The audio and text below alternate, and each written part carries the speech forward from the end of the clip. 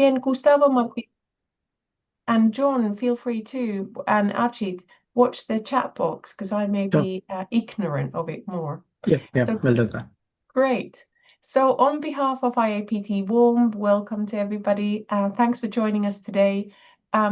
Today's aim is to discuss the IAPT grants, the two grant schemes that we have open at the moment. And we're looking to give you advice of how to make your applications better and learn some tricks about how to edit critically your own proposal. So hopefully by the end of this session, you will feel much more equipped in writing a clear and a focused proposal that matches the aims of our grant schemes. And of course, these are general skills. So you may take what you learn here to take forward to another grant writing exercise. And in reverse, if you have tips that you've learned or what you're finding helpful here, please share them because everybody's learning different skills and different setups. There is no one truth of how to make a good proposal. So let's start with introductions. I'm Tina Saarinen. I'm the chair of IAPT's grant committee. We're a big group of 33 people from across the world, so really spanning different taxa, different genders, different nationalities, trying to make it much more inclusive of who's applying, who knows about these grants, and making it so that we reach people needing these types of funds. I'm not native, so if I make funny mistakes in English, that's because I'm Finnish originally, a language that is not like many others. I'm based in Scotland in the Royal Botanic Gardens, Edinburgh. And I will now pass the introductions to our other members of IAPT's Grants Committee, Gustavo Shimizu and Ajit Ashokan, who've joined today to take part in and lead this workshop. And they will explain their host institution and where they're from and their role in IAPT. So over to you, Gustavo, first, and then to Ajit. Thank you, Tina. Hello, everyone. We are very happy to have you here today. I'm Gustavo Shimizu from Brazil in São Paulo State, currently in Campinas City, and I work at Unicamp University, and my area is plant systematics. I work on taxonomy of Vaucasiaceae, and my role at IAPT, as I am the social media director, and I work on the committees of grants committee and also the communications committee. So if you have any question about those things, please contact me, and we are very happy again to have you here. Ajit. Great. Hello, hi everyone. I'm Ajit Ashokan. I'm a postdoc at the University of Naples, Federico II here in Italy. My broad interests are angiosperm systematics and their evolution. So with IAPT, I am part of the grants committee. I started early this year, so I'm also in the learning process. Nice meeting you, everyone, and I wish you all the best for the learning. Great, thanks. We also this year have awardees, so people who have won these grants just in the last round. So I'd now like to pass on the introductions to those. So we have John Lastimoso, we have Deepa, and Valerie. I can see you've joined us today. Fantastic. So if you go after Deepa, and I believe there's Aneka as well under the name HP. So in that order. So I'm going to pass to John first, then Deepa, then Valerie, and then Anika. Please let us know about your project and the grant type you applied for and where you're based, your host institutions. Hi everyone, so I'm John, and I was a previous awardee for the research grants last year. So um my field is more on macroalgal systematics, specifically those found in the tropics. So my topic for my research grant last year was on the uh Sargassum species complex. However, I focused only on a single species, which is reported to be an endemic here in the Philippines. So I'm based here in the Philippines at the University of the Philippines, specifically in the Marine Science Institute. Thanks. Deepa, go ahead. Yeah. Hello, everyone. Myself, Deepanita Banik. I work in CSIR Northeast Institute of Science and Technology, Jorhat, Assam, India. Last time I was fortunate enough to receive the grant, small collection grant from IAPT. My project title was Restoration and Digitization of Half-Century Old Plant Specimen Repository from Northeast India, Assam.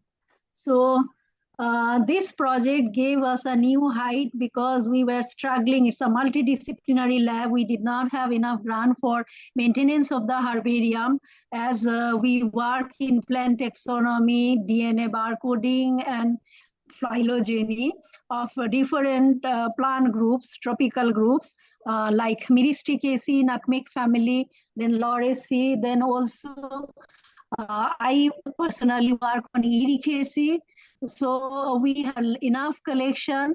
So we are fortunate enough to get the grant for increasing our storage capacity, then shipping the duplicates to other herbaria, then for digitization, barcoding, and also for outreach program. So yeah, I'm fortunate enough. Thanks a lot. Great.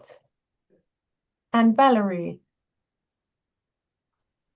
Hello everyone, I'm Valerie Ramassanjatan, a PhD student from Madagascar. I am from the University of Antananarivo, and my research is focused on plant taxonomy, on taxonomy of Enonaceae, and in my PhD research I study two endemic genus, Ambavia and Phanerivia. But with IAPT program, I am the awardee of this year, the awardee of a small research grant, and my project focus on floral anatomy and phylogeny of the endemic Malagasy tree Phanerivia.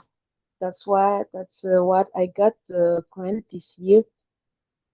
And with the grant, I was able to visit Paris this year to carry out anatomical preparation of flowers. And wish you all the best. Thank you. Thank you. And then we have Aneka. Yes. Good noon. Islam from Pakistan. I am Anika Gafoor from Institute of Botany, University of the Punjab, Lahore. I am the last year winner of the research grant from IAPT. And I'm a mycologist, and my research focused on the systematics, phylogeny, and conservation of the edible mushrooms or macrofungi from Pakistan. And last year I won the grant from IAPT entitled was systematic distribution conservation of genus Morcella from Kagan Valley, Pakistan. Kagan Valley is a very beautiful. Kagan Valley possesses very beautiful forest, and it possesses very large variety of biodiversity of all type of macrofungi. But my last year project was focused on single genus that is Morcella, and to solve its phylogeny or its systematics. And I am extremely thankful to IAPT to enable or to help me to establish my career as an independent researcher, which helped me a lot further. Thanks again. Thank you. Thank you. So we have this great crowd to ask questions. So now, please, if you have any questions already in your mind or any clear aims that I want to ask about this or I want to learn about this, I'm puzzled by how to write the budget, or I really want to learn how to do aims, please put that in the chat so that we can then focus on those questions during our talk to make it really specific to your needs. And if you want to raise your hand, go ahead. We also welcome any questions.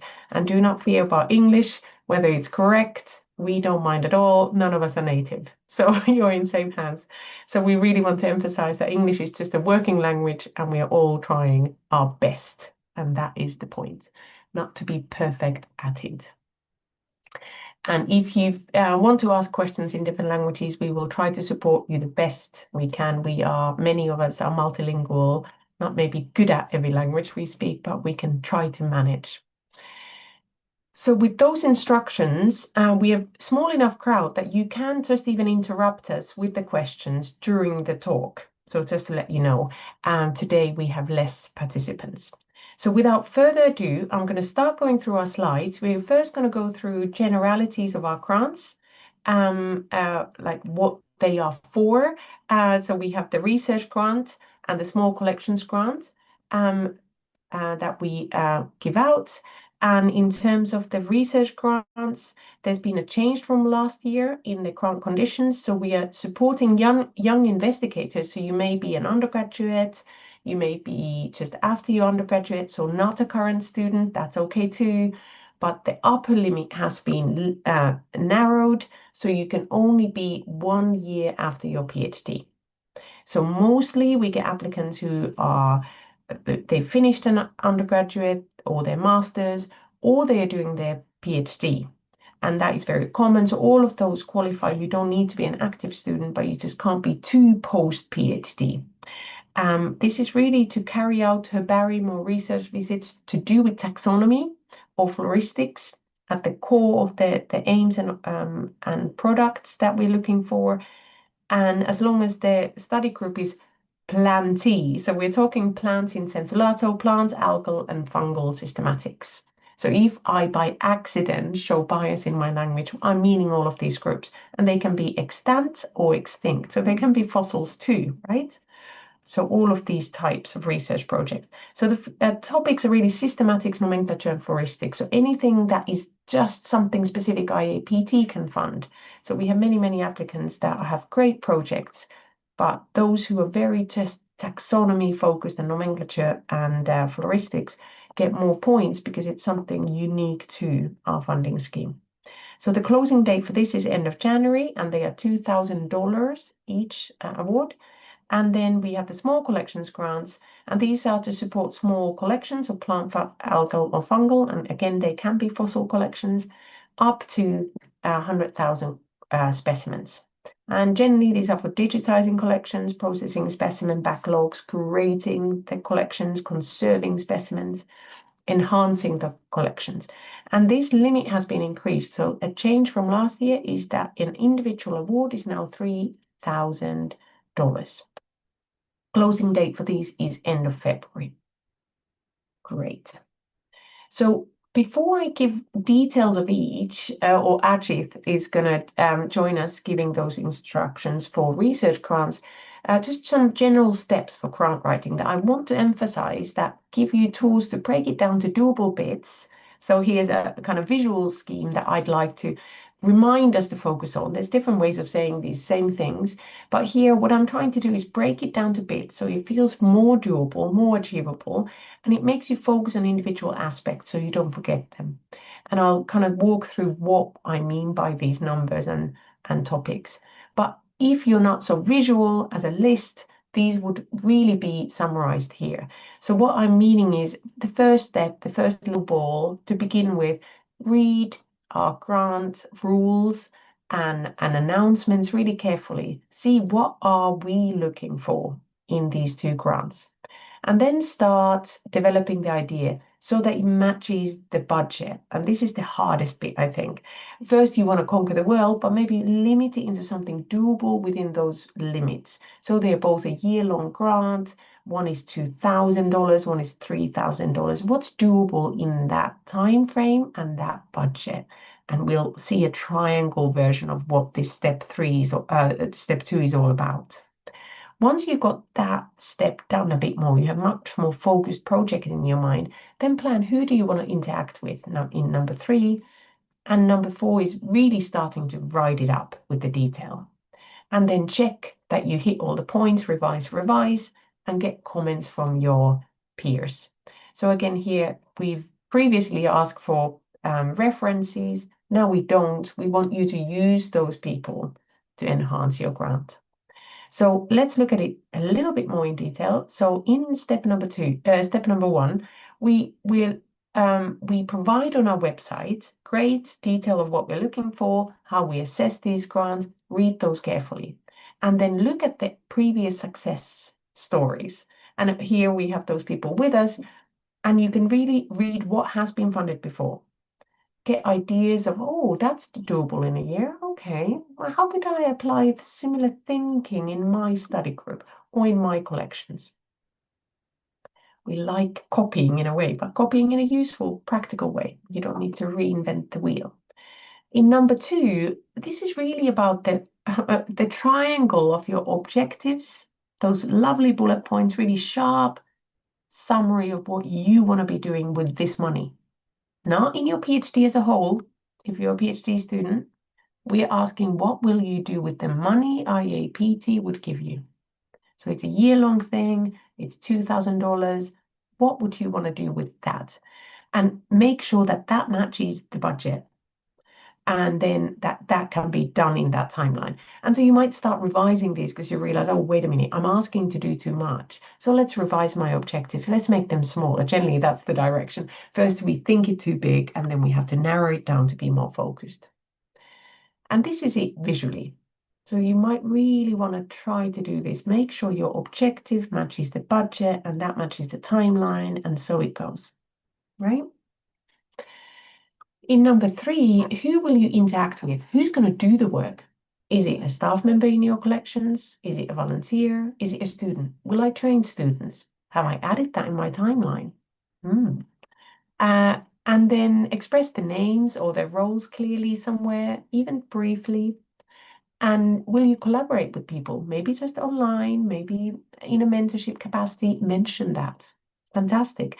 We will be doing digitization in our herbarium for the first time, but we will ask advice and experience from the larger herbarium that's nearby, 2 hours away, so that we're learning, right? If that's by one meeting that you need some bus fares for, if that's through email meetings, mention that. And collection permits. This is, again, anything to do with interacting with permit institutions that provide you with permits. Express you have them in place, or you have a plan to get them in place. That's important, just to remind us. And in only here, now you start adding the detail. Once you're sure that the size of the project matches what we're looking for, then start adding the detail and write that full draft. And we'll practice this later on in this workshop. And then revision is, does everything add up? Have I said something in my objectives are they all those bits? Are they in the timeline and the budget? If they're not, maybe cut something out, clarify. And the feedback, this is where you reach out to those mentors, colleagues, collaborators to ask, could you quickly read through, give me comments, make it better? Or give me ideas what's already good. Sometimes even hearing that bit is great, helps you to go forward.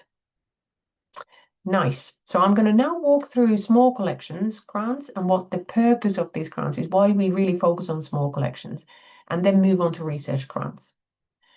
So small collections are immensely important. They are not always visual in these digitally available big data harvesters.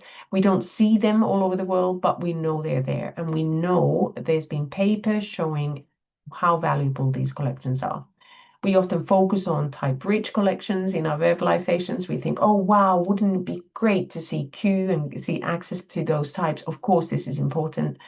But what is more and more important in understanding patterns of biodiversity in plants, fungi, and algae is really getting access to these herbaria that are in country inside these biodiversity hotspots. And because they are not commonly available, they're not in big institutions, this is the type of grant IAPT wants to promote, making a difference for those smaller collections that make such a disproportionate contribution to our knowledge. So you have to be listed in Index Herbariorum. So this isn't for establishing a collection. So just to emphasize that, this is for once you have established, you've decided I want to be a collection, I am one already, I'm in Index Herbariorum, It's for digitizing your collections, whether that's taking images or databasing or both. Reminding everybody that this term digitization can mean very many things. Be specific. It's for creating collections, perhaps updating the family order or family concepts following APG, anything like that. Processing specimen backlogs, shipping duplicates, conserving current specimens, or mounting important collections that haven't been. And even, as an example, bringing experts to increase the quality of collections by identifying them better. Great idea that came from yesterday's workshop. Common errors. So we, as humans, we learn from mistakes. So things we see as reviewers is that people say, I'm applying money for this collection. The code is this, but there's no context. How many collections do we have and why are we proud of ourselves? Let's say you're based in a really cool, exciting area that there's no other herbarium for. You're the only herbarium capturing the diversity of plants from a mountain chain X. Tell us that. You know it. For you, it's boring, maybe, or it's obvious, but we need to see that. We want to hear it straight away, early on. Identify small enough products. Don't try to do everything. Be very clear that I'm going to apply for this and I'm going to achieve it. And this is how I'm going to do it. That's great. We don't want to hear dreams. We want to hear something that's practically doable and a low risk in that. Provide detail. And that could be detail of what kind of database you're going to use, what kind of images you're going to capture, what resolution are these. Don't just say cutting edge. That doesn't give the detail. The detail is saying so and so many pixels per inch. That is the resolution I'm aiming for. This is the camera I'm going to use for to capture those images. Maximize collaboration. Bring expertise from the nearest, the biggest herbarium next door to you, if they've done it already. Maybe you have colleagues you know would help. Maybe just through virtual meetings, that's already helpful. Copy protocols that are already used in another establishment that they are digitizing so that you don't need to reinvent the wheel. And mention how you train, who you train, and who's going to come and perhaps learn about your herbarium during this process, just to make your collections more visible to the people who live around you.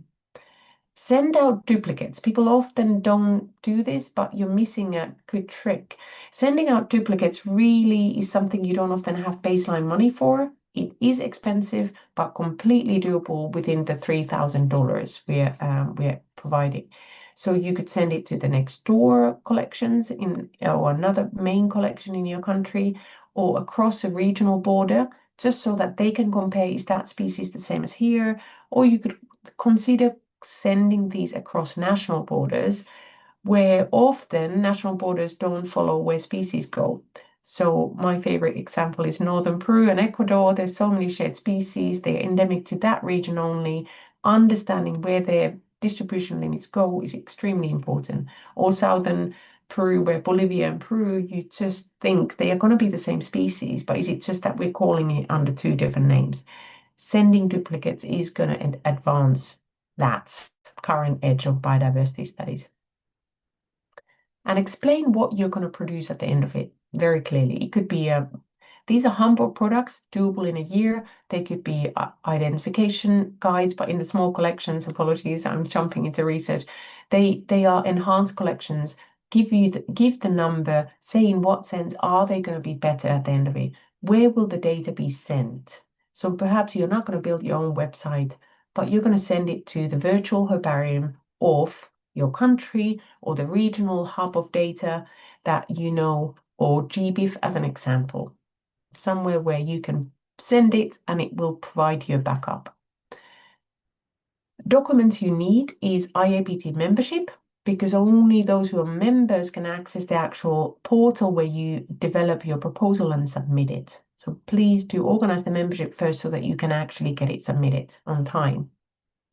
You need a budget in a separate sheet. We'll show an example. You need a proposal that is 2 pages max, and it includes objectives, plan, and a timetable. And then a CV. of yourself. And you do need to be a member of that herbarium, preferably the kind of main person, director. And this is obviously for the reason so that the staff member, the main directorate of the herbarium knows what's happening. So if you are not that person, you can obviously collaborate with them so that the right person appears, because you will be the person doing it, but that you do it clearly under the permission of the leadership.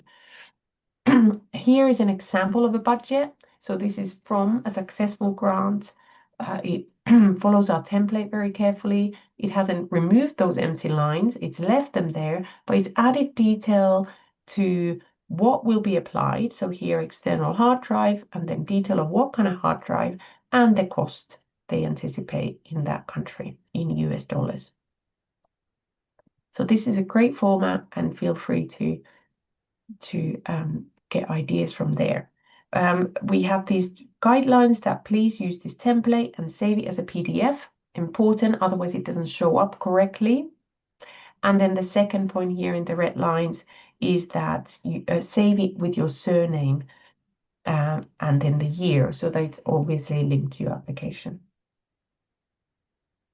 And now, if there are any questions about small grants, do put them there. And I'm going to open to Gustavo if there's anything in the chat box, and then alerting Ajit that now it will be passing to him to go through our research grants. Anything on small grants before, Ajit? No. No. So over to you, Ajit. Yeah. Hey, moving on to the research grants. Okay. So the IAPT research grant aims to support the systematics research by providing assistance in traveling to other national or international institutions, doing laboratory work, making herbarium visits, or field work. So by seeing travel visits, we particularly encourage people to travel to major herbarium where many of their collections are deposited. Most of their collections are actually housed. Collaborate or interact with the taxonomic specialist or experts in the group, and building like collaborations, building like taxonomic linkages, enhance future work, and also building taxonomic capacity for your group. You have anything to add, Tina, here?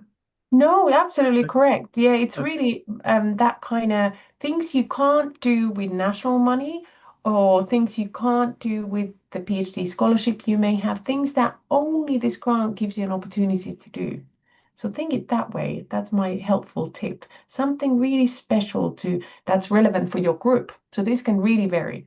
But let's say you're studying fossils of Patagonia, maybe going from Argentina to Chile to interact with an expert to compare the floras of two countries in terms of your fossils is an example. So wherever that hub of knowledge is where you would want to visit, that's a good example of a spurring collaboration. So while preparing your research grants, you have certain things to focus on. First of all, you have to provide a context for your research and the group that you're working on. A clear background is necessary for the referees to judge your proposal.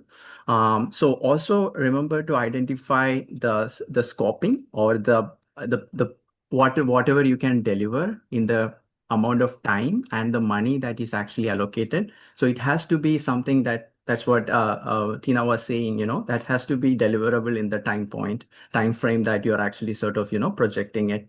So it should also maximize collaborations and make new connections across like the national or international level, or even within your country. You can actually travel to different states or provinces and build like, good collaborations. So finally, you have to actually clearly list the outcomes. So that can be research papers or flora or fungi for that particular region, or like online keys, pictorial guides, whatever is actually sort of, helping like outreach and education. So you have to clearly list the dissemination part there. Tina, you have to add anything? You want to add anything? No, I would say that it feels so obvious when you say it. It feels like, oh, we're just reading these bullet points, but really these are omissions we see. People have submitted a great idea on fantastic group. Oh, I'd love to fund it. But if I compare it to another one, they've forgotten to provide context. They've forgotten to be excited. What is this group all about? What remains to be known? Why does it matter?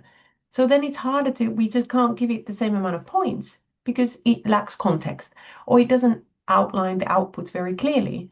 So really try to, when you are at the revision stage, try to go through these 4 bullet points and go, have I done this? So you avoid the common mistakes. So this is what we see. So hence we are saying these items. Yeah. So remember, you need all these documents. You have to remember that you have to be an existing member at the time of submission of the proposal, and clearly list your budgets. Like we actually expect an itemized budget. Suppose you are using a particular equipment, say a camera, to photograph something. It's better to talk about its make, which particular brand, and the specifications of the lens, and what particular zoom you're gonna take the photographs and all. So all these details will be very important for the referees. So referees are actually they are gonna judge your proposal, and they are not the mind readers. So you have to explicitly say things, then only they will be able to value your proposal. And the proposal have to be maximum 3 pages. And the structuring is actually given in the website. You can actually see what all need to be included in your proposal. And also you need to include a CV, again, 3 pages that actually tells us the potential, like what research stage, what actually career stage you are. And that will also help in the proper review of your proposal. Yeah, Tina, you can take That's it on. nice. Yeah. And it's a similar budget template, right?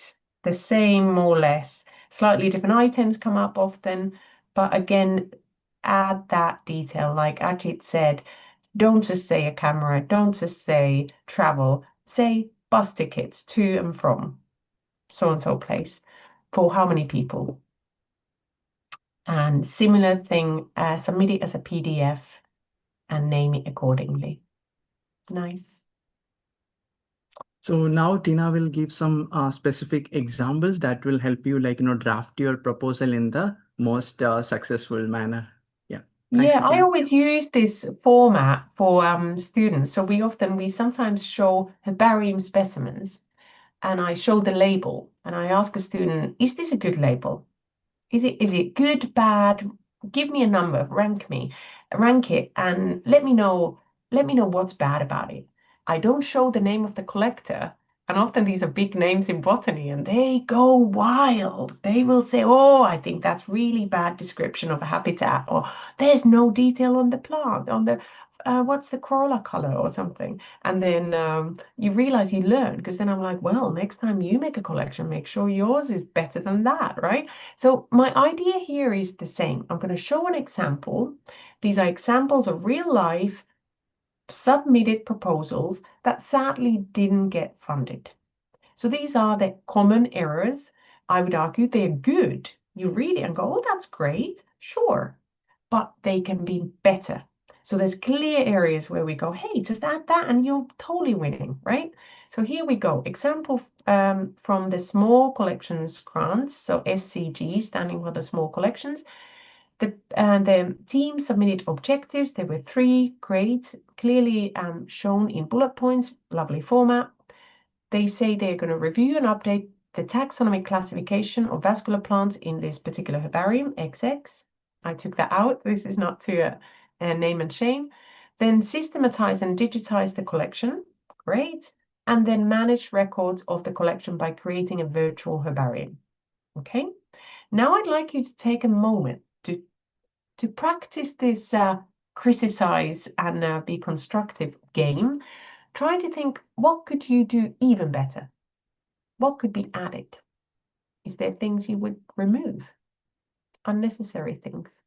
So just take a minute, note them down for yourselves.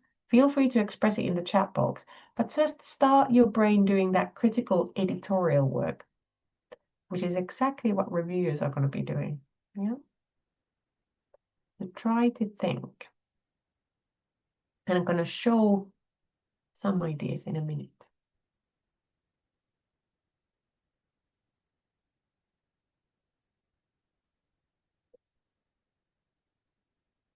So I have come up with 3 broad topics to focus on this one to make it better.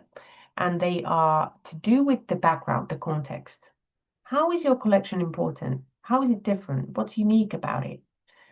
And you would think maybe that's a paragraph before. Sure, you could do it there. Or you could hide them. You could put them inside the objectives. Why not? So let's practice. You could say that you're going to review and update the classification of plants in this herbarium that contains so and so many collections of vascular plants from what area, and then adding something that describes it from poorly collected region with only so and so many collections currently available in GBIF to show how little is known about this region digitally in a global context, yet estimated to include so and so many species, to give it perspective, right? And this obviously applies the same thing on if it's algae or fossils. Give it context, and you could all fit it in that bullet point if you work carefully. I know there's word limits and space limits, but this is the stuff that's worth it. Then avoid repetition. There's areas to cut. So if you're running out of words, maybe consider that reviewing and updating is the same thing. I really am. I struggle thinking, how are they going to be different?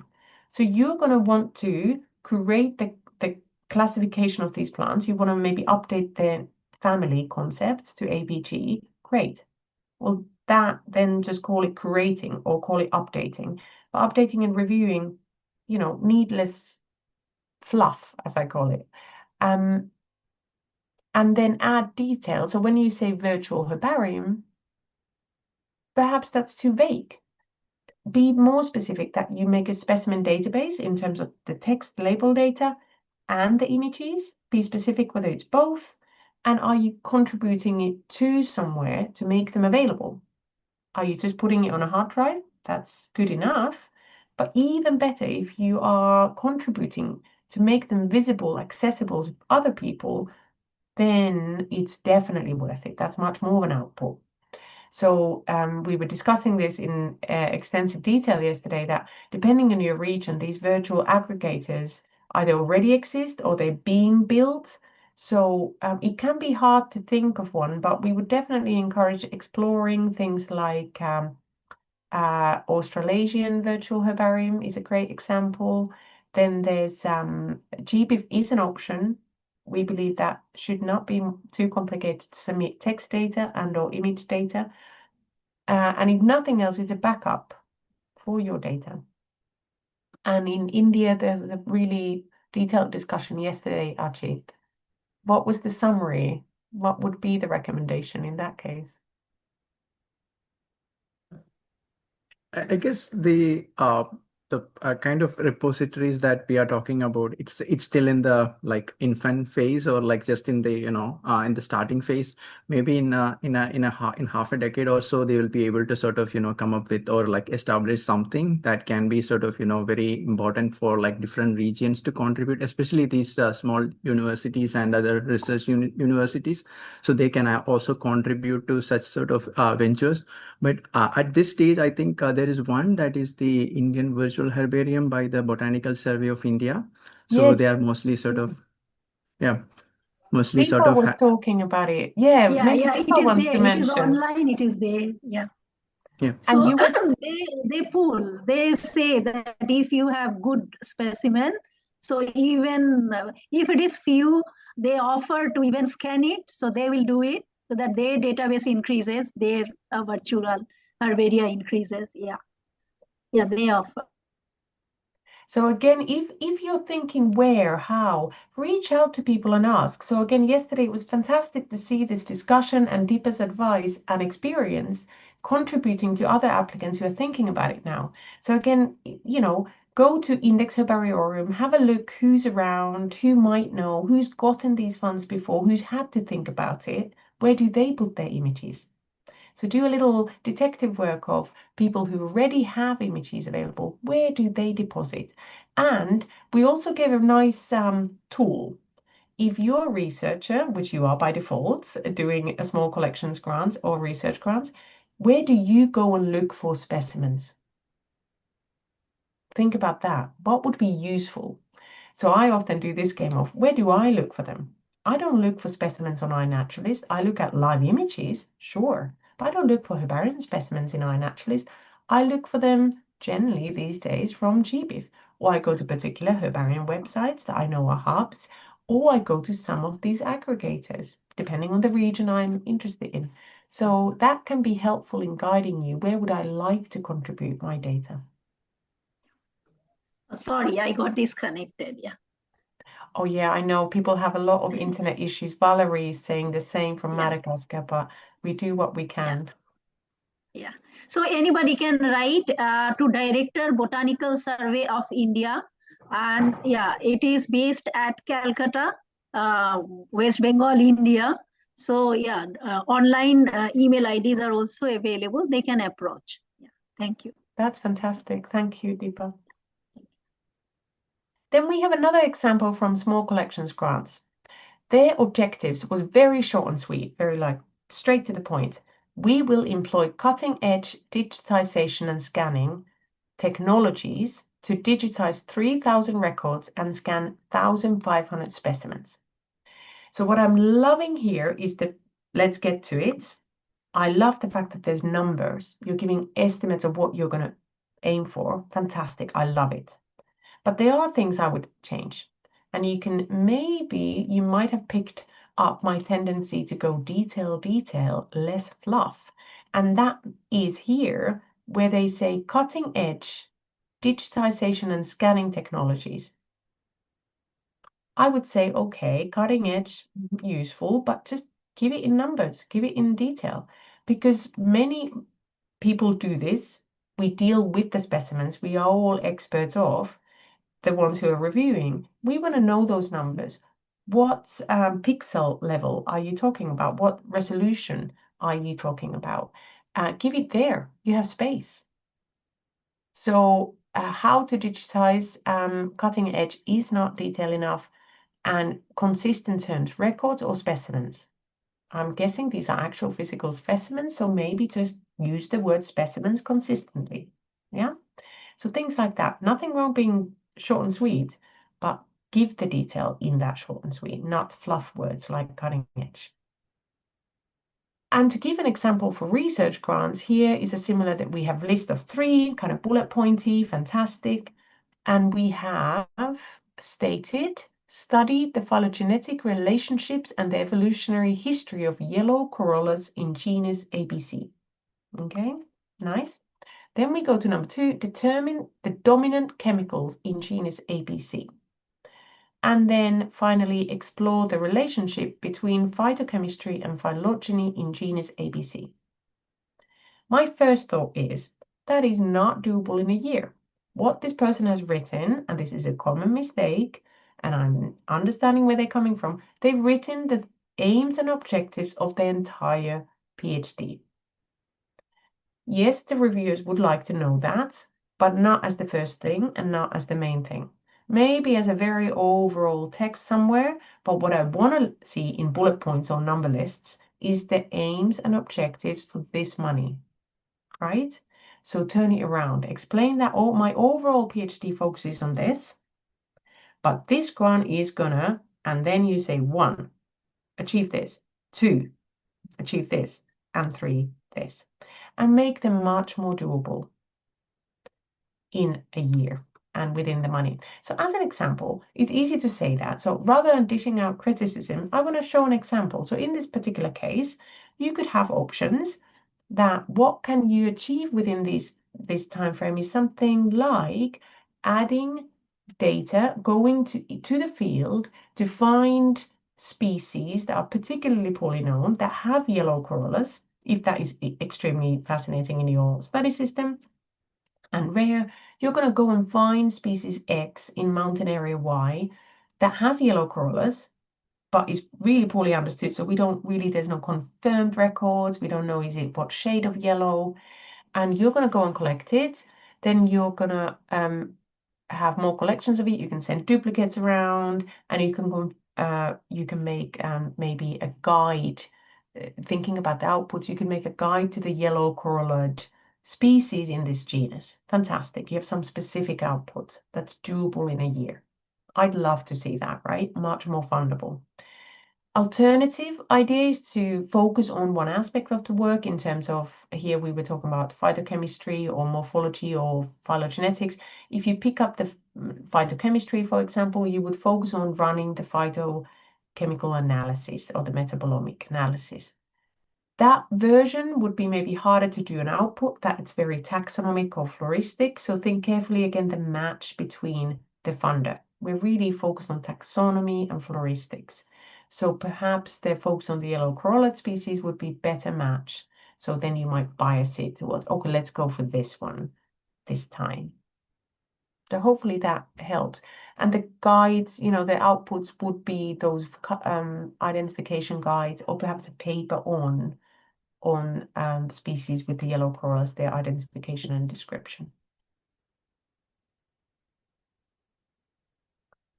In especially in the small collections grant, we ask for a plan. And not a bad idea to think it the same way for the research grants, right? The plan can look like this, really nice. I like it, to kind of small paragraphs with bolded parts, make it very easy for the reader to see the focus. So your plan would be to focus on digitization process and then online database development. Fantastic, I love it, very clear, I'm following. We read then detail that in the digitization plan, each specimen will undergo a rigorous digitization process. We will utilize state-of-the-art imaging technology to capture high-resolution photographs of specimens from multiple angles.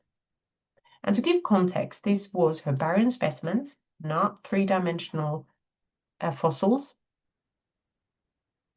And I started thinking, and many of the reviewers picked this up, some aspects where this could be clarified and enhanced, this project. So one was, I start from bullet point 3. So one was think what you say. So here we're talking very fancy language. The final part says taking photographs from multiple angles. Is that needed for herbarium specimens? Is that commonly done? Is that adding anything to them? And the answer is no. We take flattened images really in herbarium specimens. Fine if they are three-dimensional objects, if that is relevant. Here it wasn't. So perhaps the person thought this looks fancy. This sounds so, you know, all bells and whistles, as there's a saying in English. What it means is it's all decorated tree, but the tree itself is not that solid. So what we want to see is the detail of how you're going to scan. What is the high resolution?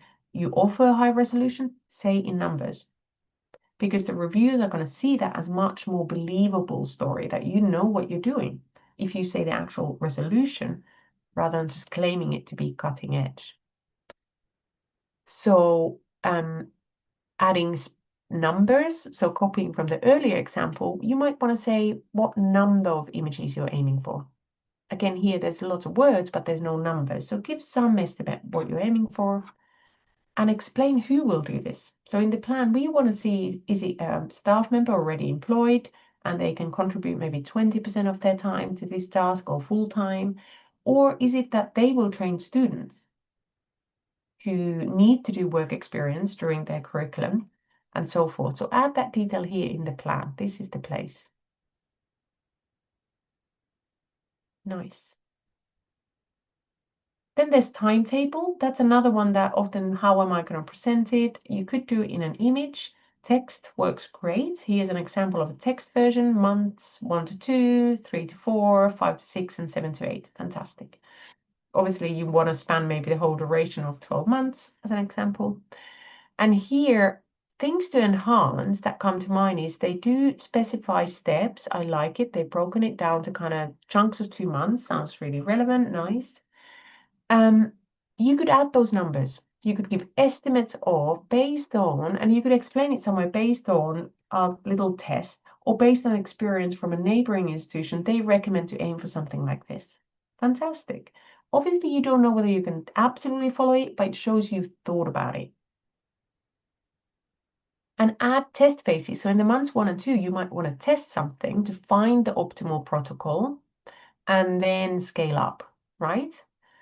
Kind of similar to lab work. We want to make sure it works and then scale up. And adding detail about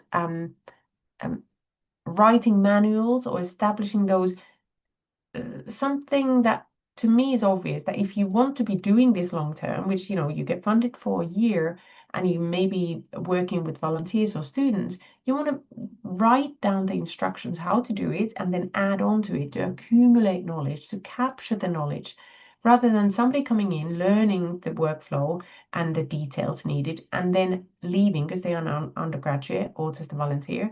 So you're accumulating it into a written format, as an example, then add that in here. Think about how you're going to keep this going.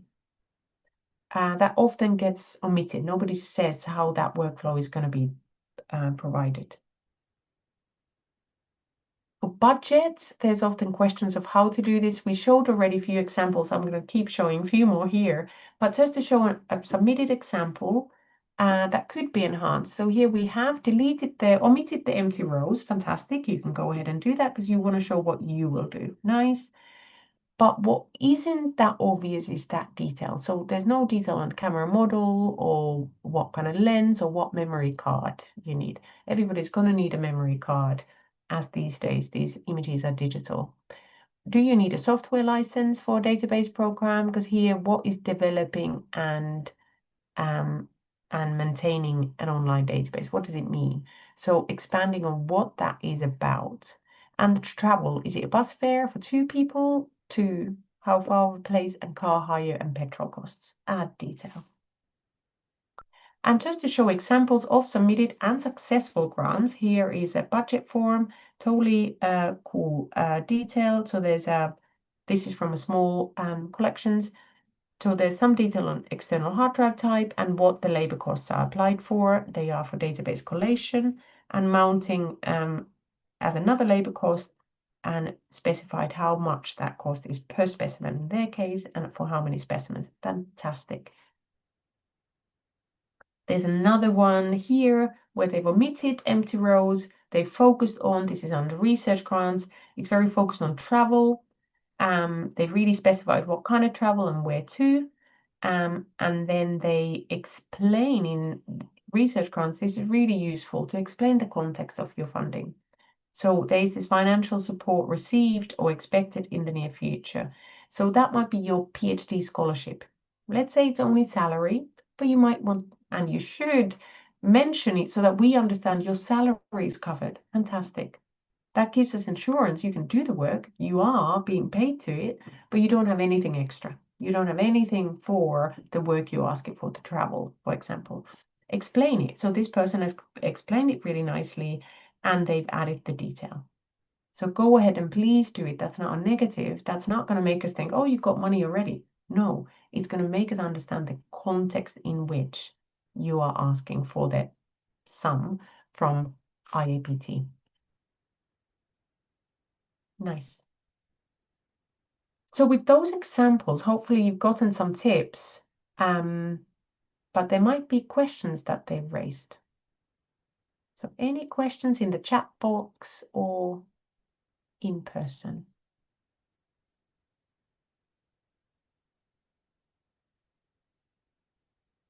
Can we see anything?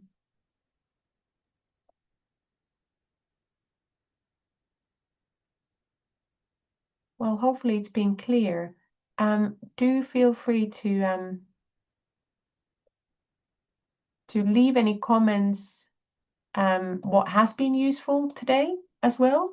So we are coming to an hour. We've been quite quick today. Leave any comments, what has been useful, or what you will hold on to go forward. And if there's something that hasn't been so useful, feel free to express that too. Both are useful for us to keep developing these.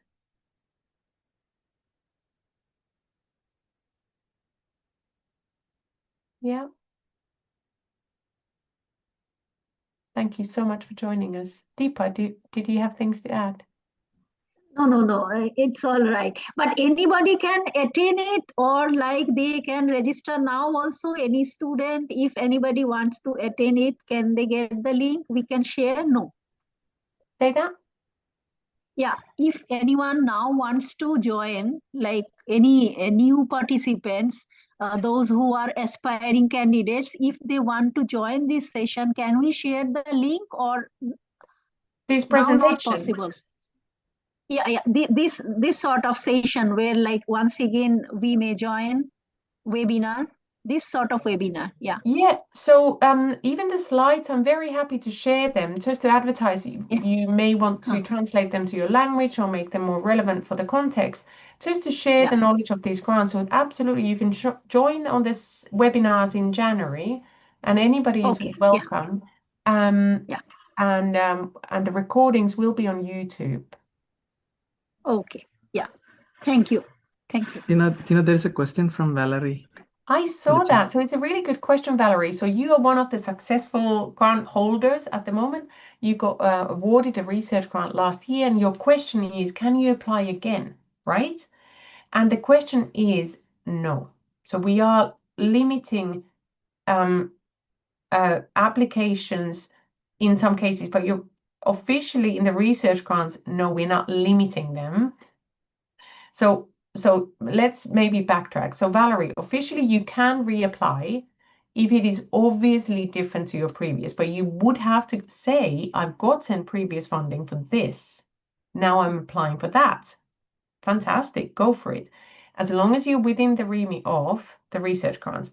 In the small collections grants, we are limiting that an institution who's already been supported within the last 3 years, within the past 3 years, cannot reapply until the next, after that 3 years.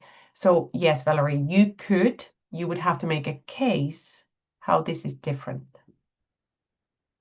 So apologies for making that slightly muddled. So research grants, you can, as long as you make a case, it's very different. Small collections, no. There's a time limit. You have to wait.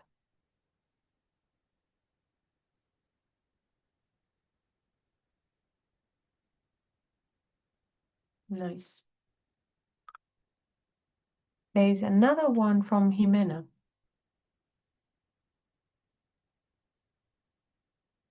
And Valerie. So you can reapply for the research grant after your PhD, Valerie, but there's only a 1-year time frame for it. Yeah? Does that clarify that for Valerie, just to continue on that same theme? And then I'm going to jump into Jimena's question. Have you or your institution applied for small collections grants for fossil collections? And in that context, do you consider the digitization of the collection to be an important component? Absolutely. So, Jimena, fossil collections are like any other collections in our grants. We may not specify all the time in our language, but we are including them. And absolutely, your needs might be different because they're 3-dimensional, often at least. So we fully understand the needs. They are different, and the formats and everything might be different. But yes, we're totally looking for those applications and extremely keen to expand on funding more on fossils, algae, fungi in a very sensu lato, including bryophytes is very underrepresented group. So we take into account the need for the group in terms and make the case yourself, obviously. This topic came up yesterday, and John Lastimoso had a great conversation with a fellow algal expert, and this was from Bangladesh, and they were discussing this need for brown macroalgae, if I understood right, and make that clear when you apply as well. Brown macroalgae is poorly understood in the diversity in the tropics. It'll be obvious to us too, but if you highlight it, we need to see the case being made. But it's absolutely a fact that these certain types of organisms have less small collections even available and created and digitized. So 100%. Is that the questions answered from the chat box so far? Any others? Keep them coming. But feel free if time is of essence for you. We have come to the end. We're just here for a few more questions. And so in January, we have 2 more webinars. It's the same content. So it's just to reach different people, different times when they might be preparing them the applications. But again, come in January, if you have your proposal, you could even paste little test paragraphs in the chat box, and we will provide you helpful criticism. So nobody's used us that way, but you can. Here we are, available for an hour and a half. So you could come and test your objectives, and we will say, hey, where's the numbers? What about the detail? Yeah. So it's for that kind of phase 2 of proposal writing. That's the idea. Well, thank you for today. Yeah, thanks. Bye, everybody. Have good days and good evenings. Thanks, Tina. Thank you. Thanks, everyone. Bye bye. Thank you. Bye. Thank you. Bye.